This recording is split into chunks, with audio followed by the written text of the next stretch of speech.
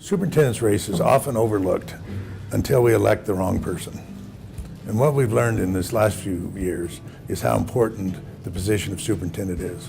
It sets the tone for the discussion about education. It sets the tone as to whether we're going to seek quality, maintain local control, and keep the federal government out. I've managed groups close to 1,000 of being able to explain to them what our work is, why it's important for us to do, and then asking them to work with me on how to best implement it. He knows that he can't do this alone, that if we really want Wyoming schools to be everything they can be and should be, that we need all the players taking part and fulfilling their roles and responsibilities. And I think he's the person who can pull them together, keep them together, get some agreements that we can take to the legislature that will influence policy. What we don't recognize is how complex the business of education is. And then it relies on expertise, and we have to learn to trust the educators on how to best do that.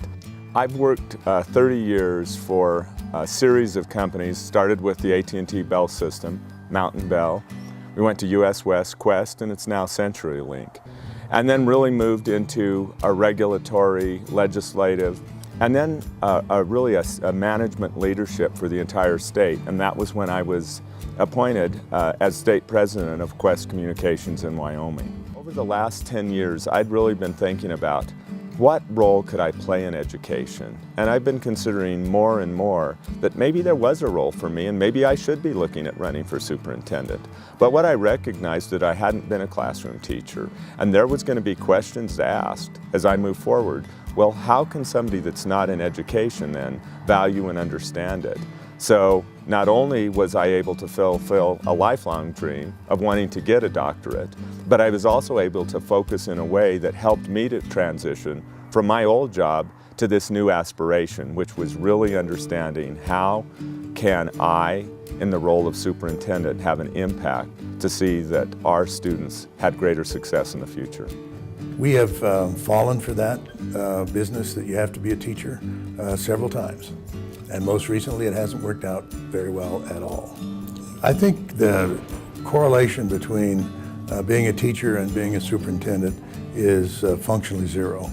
The real correlation that matters is, are you committed to education? Are you prepared to spend the time to bring in good people to help manage a department that needs to make a difference in the education of Wyoming students? During this 48 school district tour that we've been on, the real worry is that they've spent a lot of time trying to adhere to what the legislature really wants us to do, and that's to create student success and greater graduation rates, less remediation rates. But what they've said is once a plan is set, then we need time to see it implemented.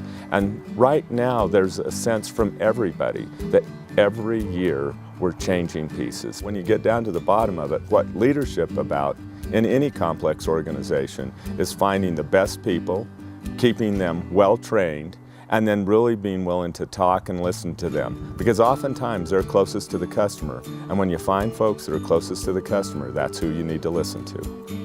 You know, I don't think it's so much that he cares about the job or having the job. I think he cares about what he can do if he's in that position. What he can do for students, what he can do for families, what he can do for the state through education. We've got a great group of folks focused on education, and there's no reason in the world that we can't be number one in the United States in delivering that education to our students. He is the perfect person with outside skills, no government taint, to come in and simply make sure that the superintendent's job focuses on education. Get to know Mike, know who he is, and you'll vote for him.